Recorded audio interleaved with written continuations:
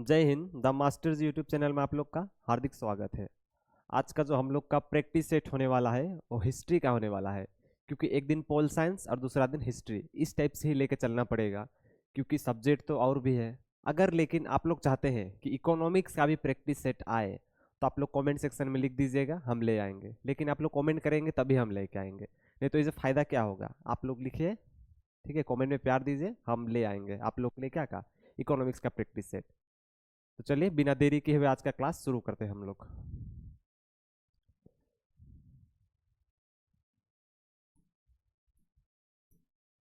अच्छा, history subject में आप लोग का जो फोर्थ सेमेस्टर है उसमें सबसे पहला ही पार्ट में क्या है, 1857 का विद्रोह ना, मतलब इसी चीज का है। हालांकि इसका वीडियो एक यूट्यूब में पड़ा हुआ है, लेकिन प्रैक्टिस सेट के माध्यम से वीडियो बन रहा है तो क्यों ना शुरू से ही लेके चले।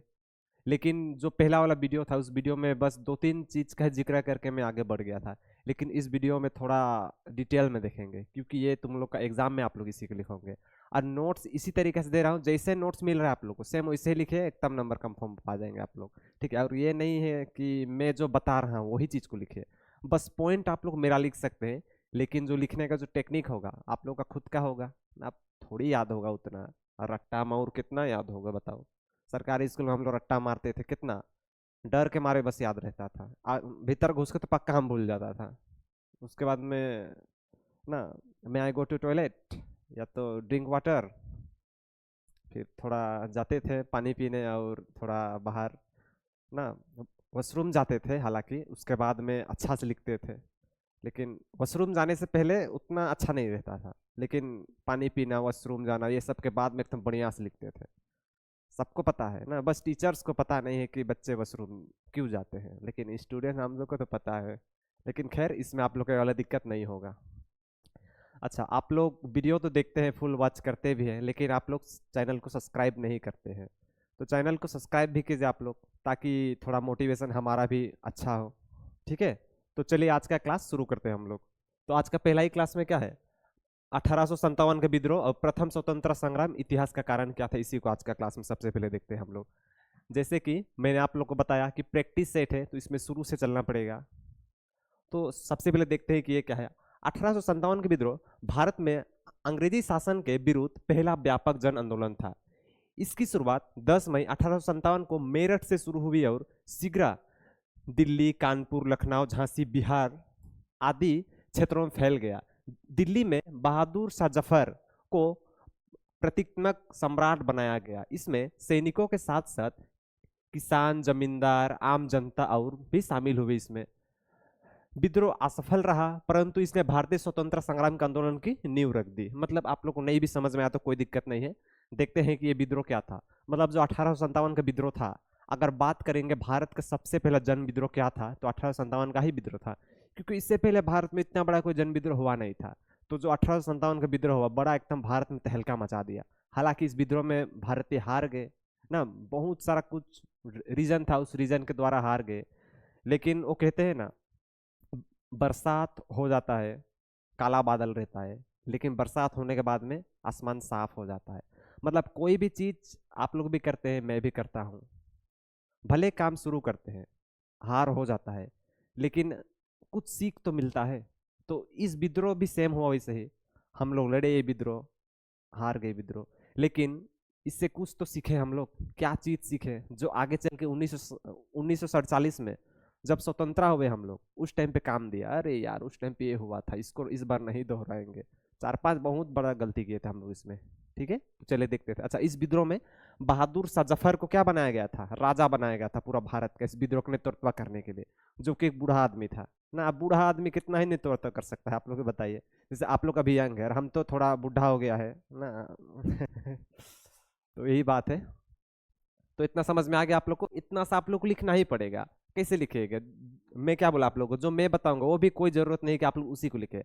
आप लोग लिख दीजिएगा कि 1857 की विद्रोह एक जन विद्रोह था, यह विद्रोह पूरे भारतवर्ष में फैला था। इस विद्रोह में किसान, जमींदार, आम जनता, महिलाएं भी शामिल हुए थे, लेकिन यह विद्रोह असफल रह गया। लेकिन असफल होने के बाद भी यह विद्रोह कुछ छाप छोड़ दिया। ऐसा आप लोग भी अपना लिख दीजिए, बस समझिए ना, आप लोग खुद ही लिख देंगे, मुझको विश्वास है आप लोग लिख ही देंगे पक्का।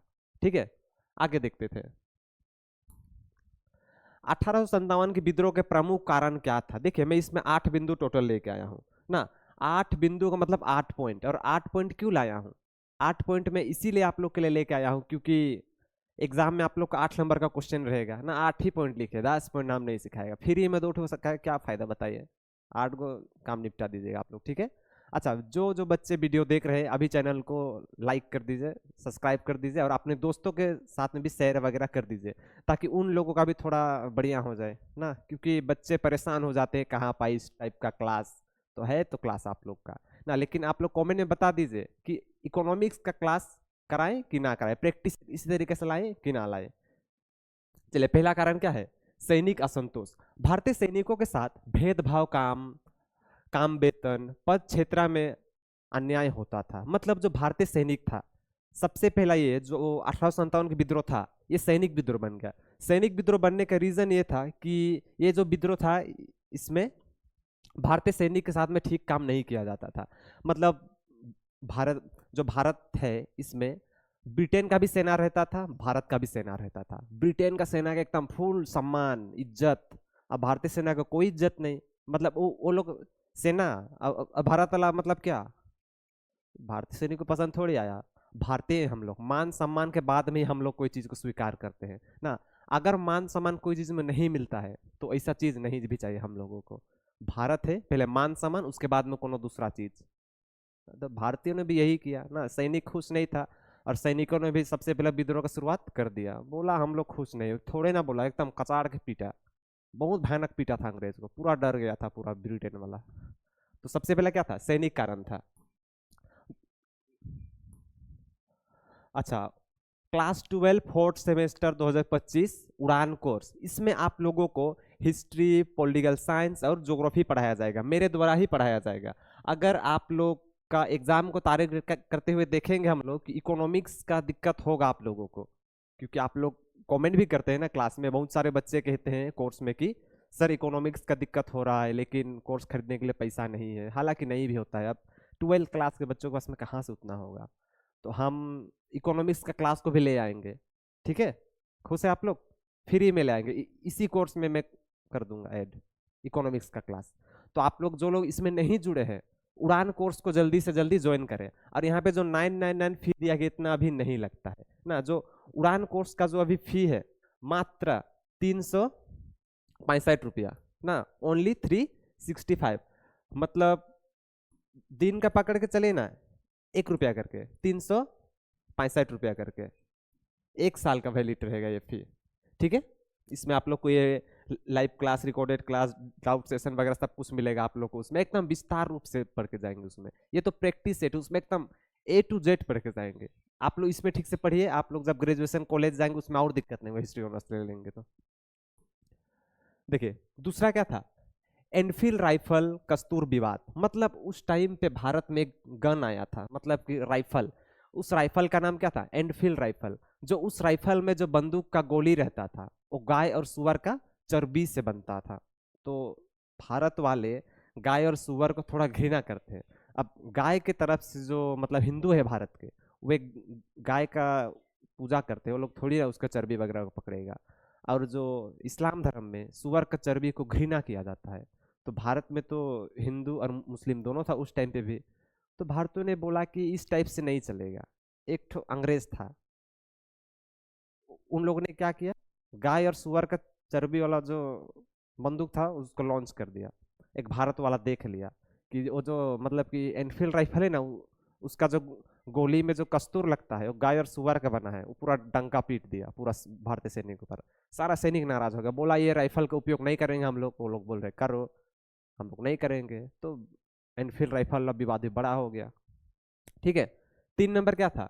डलहौजी की हड़प नीति। जो डलहौजी नाम का बंदा था, ब्रिटेन का था, बड़ा खराब था। इसका जो हड़प नीति था ये ठीक नहीं था।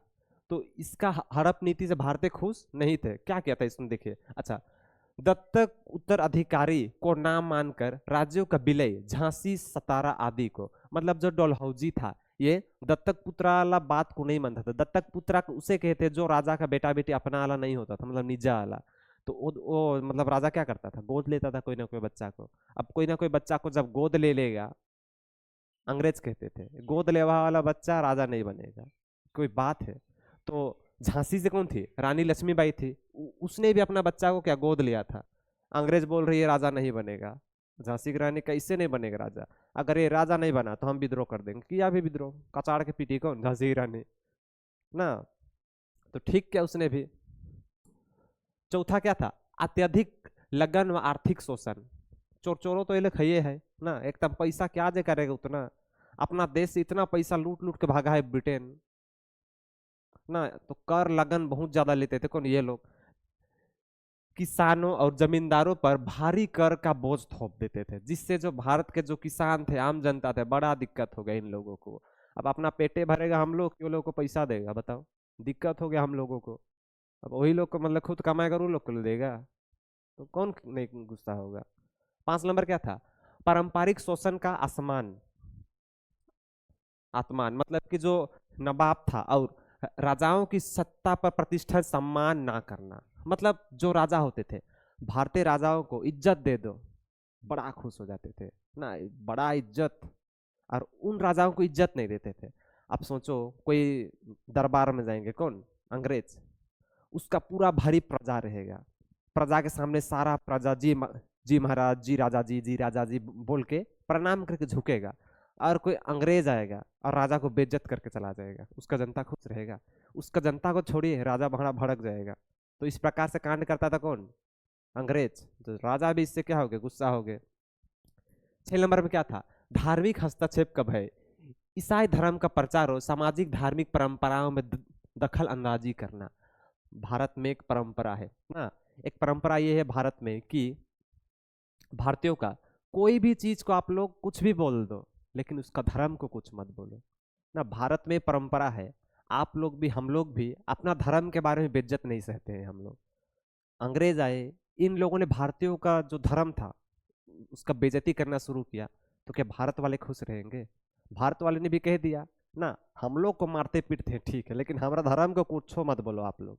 तो भारत वाले भी गुस्सा हो गए, और इन लोगों ने क्या क्या ईसाई धर्म का प्रचार वगैरह करना शुरू कर दिया, जिससे भारत वाले ना एकदम खुश बिल्कुल नहीं था। ठीक है। 7 नंबर रीजन क्या था? न्यायिक का प्रशासनिक अन्याय। अंग्रेजी कानूनों से भारतीय समाज को नुकसान पहुंचाना। इस प्रकार से कानून लेके आते थे ना, बिना ढंग का कानून, जो भारत वाले का 1% भी हित में नहीं रहता था। अब ऐसा कानून लाएगा तो कौन अच्छा मानेगा बताओ इन लोगों को ना। अपने लोग खाएगा लड्डू और ये लोग खाएगा टुम्बू भारत वाला। तो भारत वाले बड़ा गुस्सा हो गए इससे। 8 नंबर क्या था? राष्ट्रीय चेतना का उदय। अंग्रेजी शासक के विरुद्ध भारतीय असंतुष्ट और एकता की भावना होना चालू हो गया, जिस कारण इन लोगों ने सोचा कि ये लोग झूम रहा है अब धीरे धीरे भारत वाला, ये लोग को पीटना पड़ेगा बोला। और हो गया क्या? 1857 का विद्रोह। इस विद्रोह में भयानक विद्रोह चला ना। हम लोगों ने भी एकदम कचाड़ के मारा। जितना 1947 में अंग्रेजों को नहीं पीटा हम लोग, उतना 1857 में पीटा था। इतना पीटा था कि पूरा अंग्रेज समाज डर गया था ना। कुछ भी करते थे। जब 1900 का टाइम आया, बहुत ज्यादा क्या क्या हुआ उस टाइम पे, अंग्रेज डरते थे।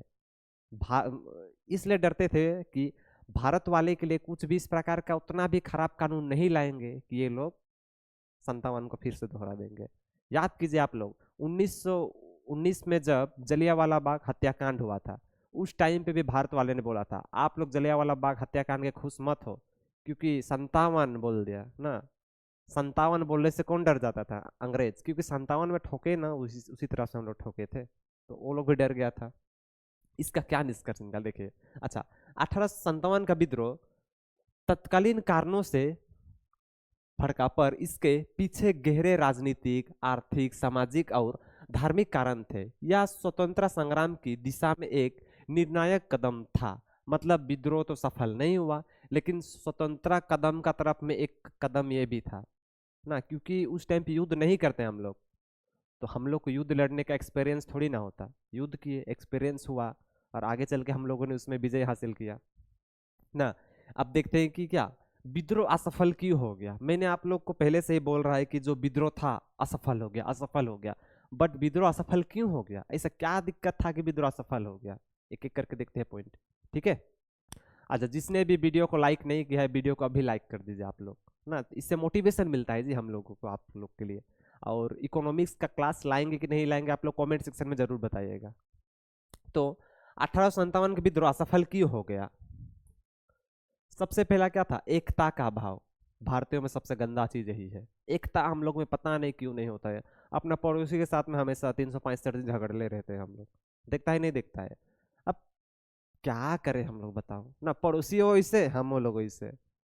जो पड़ोसी पड़ोसी के साथ में सबसे बड़ा पता है क्या चीज का लड़ाई होता है? घोरना के लिए होता है ना, अरे घेरना, पता होगा आप लोग भी तो देहाती वाला है ना। तो घेरना के लिए हमेशा लड़ाई चलता है, वही घोरना का लड़ाई बन जाता है बड़ा लड़ाई। तो भारत में ही चीज, तो एकता का अभाव शुरू से ही नहीं था, बटे हुए, ये उसका सपोर्ट वो इसका सपोर्ट। देखते हैं क्या था विद्रोह में। भारत में एकता के साथ संगठित रूप से नहीं हुआ, अलग अलग क्षेत्र में अलग अलग तरीके से लड़ाई हुई जिससे शक्तियां बट गई। मतलब कोई उससे बट गया, कोई इससे बट गया, किसी में एकता था ही नहीं। अब जिसमें एकता नहीं रहेगा तो युद्ध वगैरह कोई कैसे जीतेगा? आप लोग ही बताइए। एकता सबसे इंपॉर्टेंट चीज है और हम लोग में एकता ही नहीं था। दूसरा नंबर क्या था? मजबूत नेतृत्व की कमी। मैंने आप लोग को पहले ही शुरू में बताया, यहाँ का जो नेता बनाया गया था बड़का सेनापति, कौन? बहादुर शाह जफर, जो बूढ़ा हो चुका था। 58 साल का बूढ़ा इंसान को आप लोग नेतृत्व करने वाला एक बड़का नेता साबित उसको खड़ा कर दो, कैसे जितवाएगा? आप लोग ये बताइए ना, ना कैसे जितवाएगा? बुढ़ाऊ को देख के तो उसका पूरा जनता का मनोबल डाउन हो जाएगा ना। इसलिए सेनापति या कैप्टन ऐसा रखो कि जिसका एक बार दहाड़ने से उसका पूरा जनता में एकदम आग बबूला खौलने हो जाए, इस टाइप का बनाना चाहिए। जैसे बाबर था ना, बाबर जब पानीपत का युद्ध लड़ा, जब बाबर भारत में घुसने वाला था, जब उसने पानीपत का युद्ध लड़ा बाबर, तो बाबर के पास में उतना सेना नहीं था, लेकिन बाबर एकदम अपना सैनिकों को इससे बोला, पूरा मोटिवेट किया, युद्ध लड़ेंगे लड़ेंगे बोलकर इससे मोटिवेट किया ना, युद्ध जीत गया क्या? पानीपत का। और बाबर भारत में आके बस गया। बाबर तो एक लुटेरा था ना, बाबर एक लुटेरा था, फरगाना का रहने वाला था, भारत में आया और अच्छा से किया, लड़ाई जीत गया, हम लोग हार गया। हालांकि बाबर को बुलाने वाला हम ही लोग था, दिमाग खराब था उस टाइम पे हम लोगों का। खैर उसको जब बाबर वाला पढ़ेंगे पानीपत उस टाइम पे अच्छे से बताएंगे। तो मजबूत नेतृत्व की कमी, इसमें क्या था? विद्रोह के पास कोई एक केंद्रीय या प्रभावशाली नेता नहीं था, अलग अलग नेता अपने अपने क्षेत्र तक ही सीमित रहे। मतलब कोई एकदम बड़ा इंपॉर्टेंट नेता था ही नहीं। 3 नंबर क्या था? आधुनिक हथियार की कमी। सही बात है, वो लोग लड़ते थे युद्ध बंदूक से, राइफल से, और हम लोग लड़ते थे लाठी से और ढोंगा से।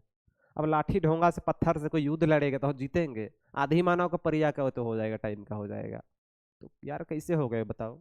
वो लोग लड़ता था राइफल से, तोप से, गोला बारूद, हम लोग लड़ते थे लाठी से। ये तो वही हो गया ना, मतलब शेर और सुअर का टाइप का फाइट हो गया ना। हालांकि हम लोग के पास में आधुनिक हथियार रहता तो हम लोग तो गर्दा उड़ा देते उस टाइम पे।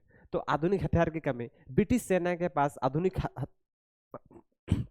सॉरी, ब्रिटिश सेना के पास आधुनिक हथियार और प्रशासनिक था, जबकि विरोधियों के पास पुराने और कमजोर हथियार थे। हम लोग के पास में कमजोर कमजोर था, और लोग के पास में तगड़ा वाला था। तो ये एक दिक्कत था। इसके बाद में सीमित क्षेत्र तक फैलाव था, विद्रोह को ना बहुत बड़ा भारत लेवल तक नहीं फैला ना। बहुत सारे इस टाइप के राजा थे जिन लोगों ने अंग्रेजों का सपोर्ट किया ना। तो विद्रोह मतलब जगह जगह में हुआ, पूरा इंडिया लेवल तक नहीं हुआ।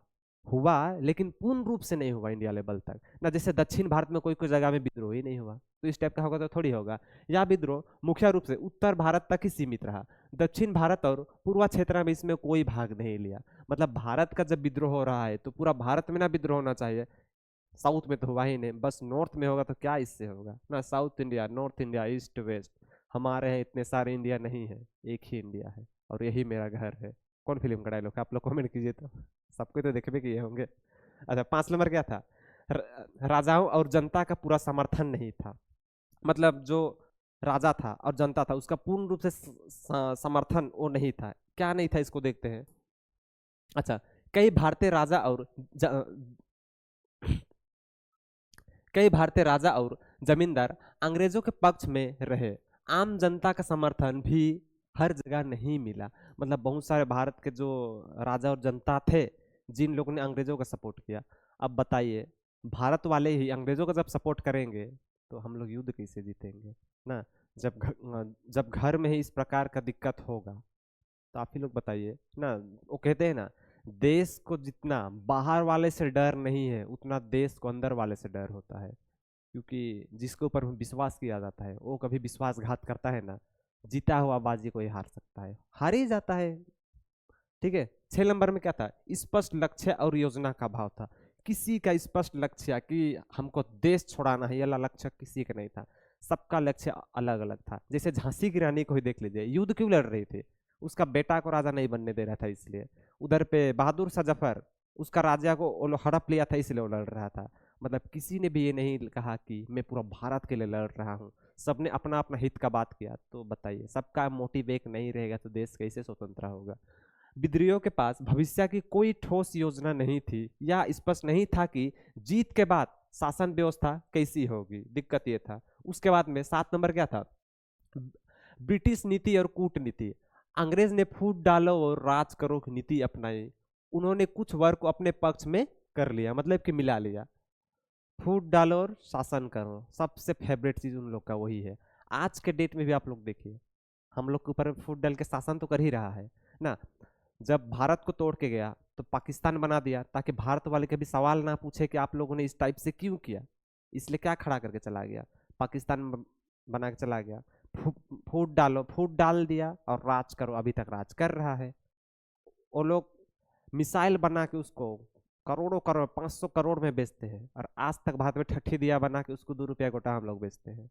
उन लोग का सोच विचार देखे और हम लोगों का सोच विचार देखे, जमीन आसमान वाला फर्क नजर आता है। खैर, अंग्रेजों का दिमाग 200 साल आगे होता है और हम लोग से तो बहुत आगे उन लोग का दिमाग होता है। दिक्कत ये हो जाता है। अंग्रेजों ने फूड डेवलपमेंट नीति अपनाई और बहुत सारे लोगों को मिला लिया अपने पक्ष में। 8 नंबर क्या था? अनुसूचित ब्रिटिश सेना। ब्रिटिश सेना संगठित, अनुसूचित और अनुभवी थी। इसके सामने विद्रोही की सेना टिक नहीं पाई। अब ट्रेंड होके आता था ये लोग, कहाँ से? ब्रिटेन से ट्रेनिंग लेके आता था, और हम लोग का ट्रेनिंग लेता था, भारत वाले ट्रेनिंग नहीं लेते थे। तो ट्रेनिंग लेके आना और ऐसे ही जाके लड़ना, इसमें भी तो फर्क आ जाएगा। अब इसका निष्कर्ष क्या निकला देखिए।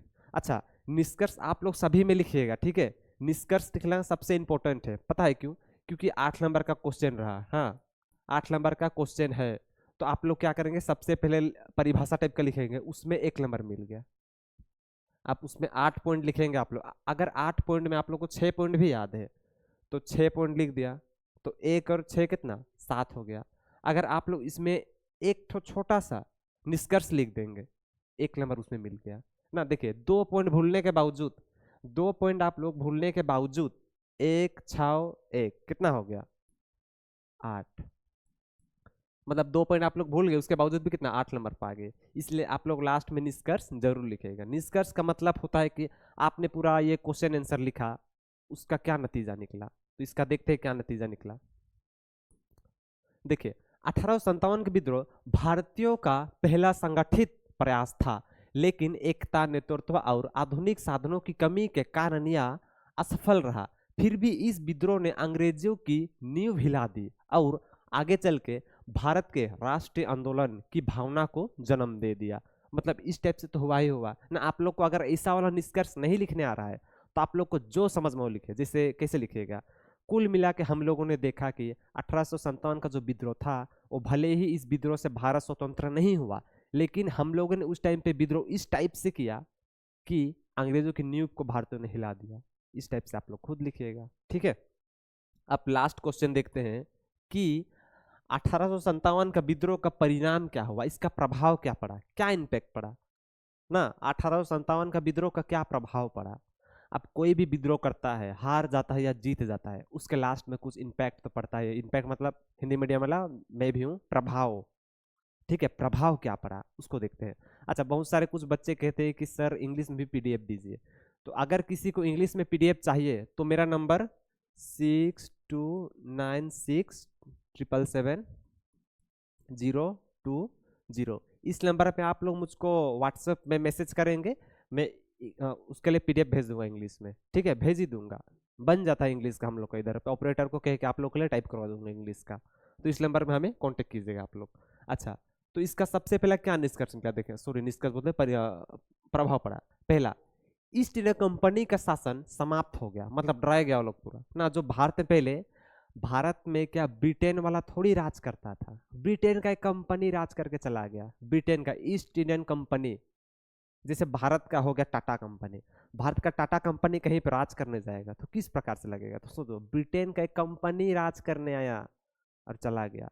लेकिन जब 1700 से किया राज ना, 1700 के टाइम पे वो लोग घुस गया, 1764 के बाद में British east India company Bharat में घुस गया, राज किया। और 1857 में युद्ध हुआ, उन लोगों ने भांप लिया कि भारत वाले पीटेंगे एक दिन, और आज नहीं तो कल ये लोग जरूर भारत को स्वतंत्र कर देंगे।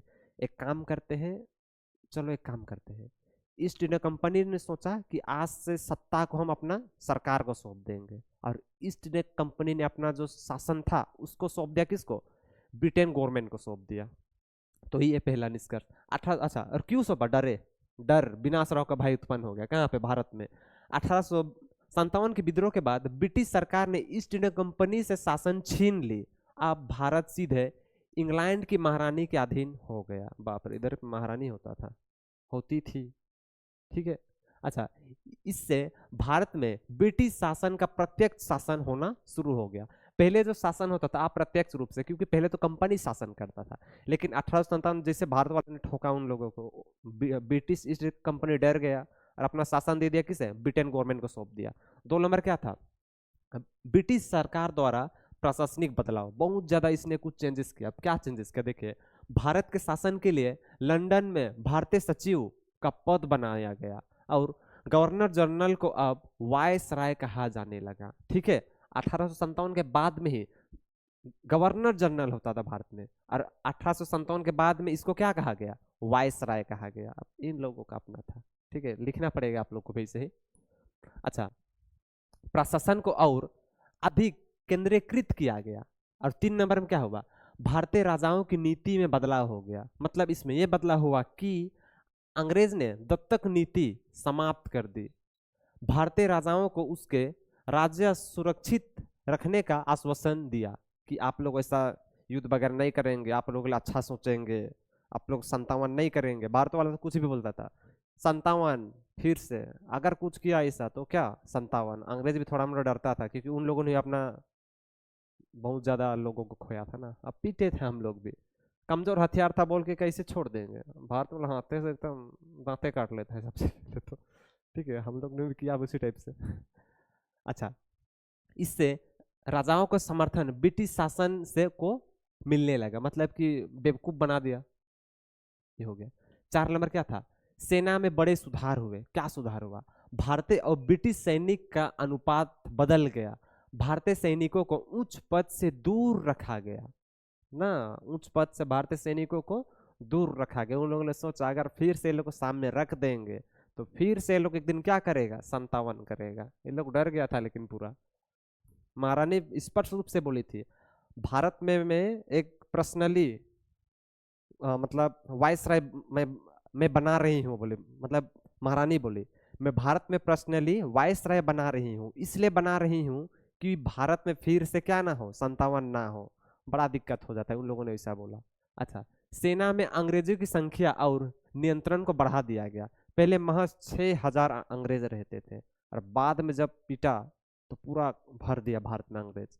5 नंबर में फूट डालो राज करो की नीति को मजबूत कर दिया। से अंग्रेजों ने हिंदू मुस्लिम और जातीय विभाजन को बदल दिया, मतलब कि जोर से फूट डालो का मतलब राज करो की नीति अपनाया, क्योंकि भारतीयों को अगर दूर रखना है क्या चीज से? स्वतंत्रता से, तो फूट डालो राज करो की नीति उन लोगों को अपना ही पड़ता ना। तो देखिए आप लोग, एक बार हम लोग गुलाम क्यों हो गए? क्योंकि जाति धर्म में बटे हुए थे हम लोग। आज के डेट में भी अगर हम लोग ऐसे ही सोचेंगे, जाति धर्म का इस प्रकार से देखेंगे, तो फिर से एक टाइम आएगा फिर से गुलाम बन जाएंगे। इसलिए जाति धर्म को थोड़ा साइड करके एक भारतीय की नजर से सबको आगे देखना चाहिए हम लोगों को। अब 6 नंबर में क्या हुआ? विभिन्न वर्ग को आपस में लड़ाकर शासन को सुरक्षित किया गया। इस नीति ने भारतीय एकता को नुकसान पहुंचाया। अब कैसे नहीं पहुंचाया? फूट डालो राज करो नीति अपनाया।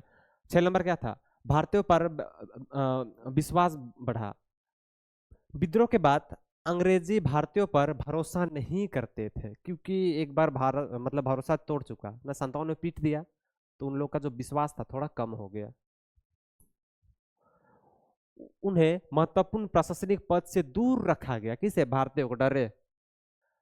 नस्लीय भेदभाव और अधिक बढ़ा दिया गया। 7 नंबर क्या हुआ? राष्ट्रीय चेतना का विकास हुआ। भले ही विद्रोह असफल रहा, लेकिन इसने स्वतंत्रता की भावना में एक नई ऊर्जा फूंक दी ना। सबको ये आश्वासन दिला दिया कि हम लोग फिर से एक बार वार करेंगे, और ऐसा दिन एक दिन चॉइस करेंगे कि उन लोगों को भागना ही पड़ेगा। और आगे चल के ऐसा हुआ भी, क्योंकि भारत में एक महापुरुष का जन्म होगा जिसका नाम हो गया महात्मा गांधी। और महात्मा गांधी ने जब भारत छोड़ो आंदोलन का नेतृत्व किया, तो पूरा देश का जनता ने महात्मा गांधी का सपोर्ट किया, और इसका ये प्रभाव पड़ा कि अंग्रेजों का नींव हिल गया, और 1947 में वो लोग भारत छोड़ के चले गए। तो ये था महात्मा गांधी का पावर। लोगों में अंग्रेजी शासन के खिलाफ सोच विकसित हुई। आगे चल के राष्ट्रीय आंदोलन का मार्गदर्शन हुआ। ठीक है। 8 नंबर क्या हुआ? ब्रिटिश नीतियों में सावधानी हुई। अच्छा, इसमें क्या हुआ? अंग्रेज भारतीयों की धार्मिक और सामाजिक भावना के प्रति सतर्क हो गए, क्योंकि अंग्रेजों को पता था कि भारतीयों को कुछ भी कहो, कितनो मारो पीटो, मार मार के खून ब्लड निकाल दो, लेकिन इन लोगों का धार्मिक चीज और सामाजिक चीज के ऊपर में कभी हस्तक्षेप मत करो। अंग्रेजों ने ऐसा ही किया। जब हार गया उन लोग, तो उन लोगों ने भांप लिया कि आज से भारतीयों को धार्मिक चीज को कुछ नहीं कहेंगे। उसके बाद में कभी भी उन लोगों ने ये नहीं कहा कि भारतीयों आप लोग ये धर्म को चुनो, ये धर्म में आओ, कभी नहीं कहा, क्योंकि उन लोग को पता था। 1857 में क्यों पिटाए थे? क्योंकि इन लोग का मतलब धार्मिक चीज में हस्तक्षेप किए थे, और आज तक ऐसा नहीं किया। आज के डेट में भी देखिए, कितनों कुछ कहेंगे वो लोग, लेकिन कभी कि कोई ब्रिटेन वाला ये नहीं कहेगा कि आप लोग अपना धर्म चेंज कर लो। पता है उन लोगों को, धार्मिक चेंज के कारण ही तो पिटाया था एक बार 57 में। ठीक है। 8 पॉइंट हो गए। इसका निष्कर्ष आप लोग खुद लिखिएगा, इसका इतना पता है कि आप लोग लिख लेंगे। ठीक है। उड़ान कोर्स 2025, इसमें आप लोग को हिस्ट्री, पोल साइंस और ज्योग्राफी, इकोनॉमिक्स 4 सब्जेक्ट पढ़ाया जाएगा। कोर्स का जो फी है बहुत ही कम, कितना? 365 रुपया। अगर आप लोग को वीडियो पसंद आया तो वीडियो को लाइक कर दीजिए, और अपने 2-4 दोस्तों के साथ में शेयर कर दीजिए, जिससे उन लोगों का भी भला हो जाए। और अगर आप लोग चैनल में नए हैं तो चैनल को सब्सक्राइब कर दीजिएगा। मिलते हैं नेक्स्ट क्लास में। जय हिंद।